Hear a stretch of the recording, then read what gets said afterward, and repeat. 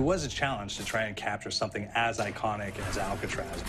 You know about this. This is arguably the most famous prison in the world, and now you're in it. Just the space, the physicality of it, because it's quite claustrophobic.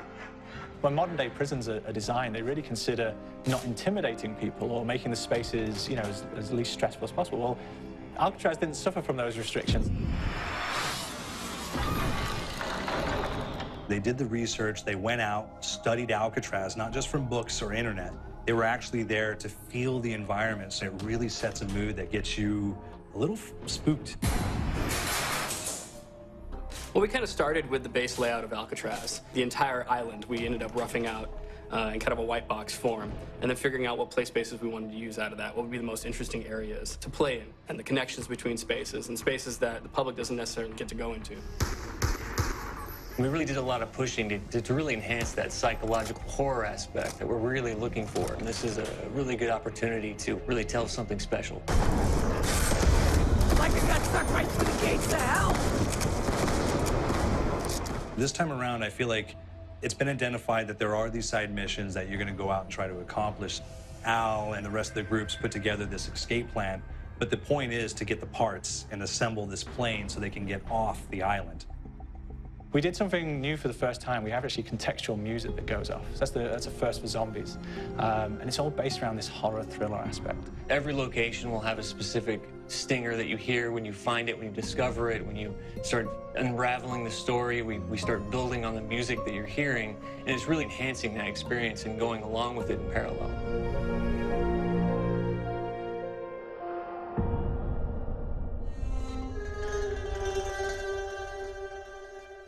Because we wanted to embrace this kind of horror thriller element, we wanted character actors, guys who could really embody someone and then convey emotion. So that's why we went for guys like Ray Liotta, getting in that kind of guy, we wanted the frantic nature. So he plays a character called Billy Handsome, who's this kind of psychopath who would be employed by the mob to kill people in interesting ways.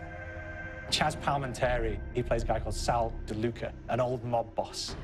Michael Madsen playing Finn O'Leary. He's kind of worked himself from the floor, from the streets. He's got his hands dirty in the blood and the guts a couple of times. And then we had Joe Pantoliano, and he plays Arthur Arlington, who's nicknamed the Weasel. Those guys, they bring a quality and a subtlety and timing that you can't really identify or try to recreate. Bring it on, dirtbags! You start off in the afterlife mode, and that's just going to be what's going on. You're going to try to solve the mystery from the second you start. Afterlife, to me, brings a new element, like a new puzzle element. It forces me to think a little bit more or look for the clues or kind of think of zombies on a slightly deeper level. You see clues throughout the map that tell you, ooh, perhaps if I'm in the afterlife, I can interact with this object, or there's some puzzle going on here that I need to be in the afterlife. Back east, I whacked a dirty dentist with one of these. Took forever, too. Alcatraz has a Civil War kind of fort background before it turned into a penitentiary. And so we had this kind of backstory, the idea that the warden would have collected Civil War weaponry. And one of them is a blundergat. It's a fictional weapon, but the idea of the combination between a blunderbuss and a Gatling gun. And possibly, there might be a way of upgrading it to a more fantastical weapon that the players may find. You all gotta go sometime? You just went now. There's one main zombie, one big zombie that's going to come through and wreak havoc on your life. He'll lock down the perk machine, he'll close down the box, so you have to pay to get that open again. So you don't want him to interfere with your process. Now's a good time to pick a fight. It's a fun challenge. It keeps things moving forward. In terms of perks, we have a new perk called Electric Cherry. When you reload, it gives a shock around, which scales over time. I was asking for it, please, ball. There is so much to experience in this map. Every time I play it, there's a new tactic to take, a new experience, a new objective to go for.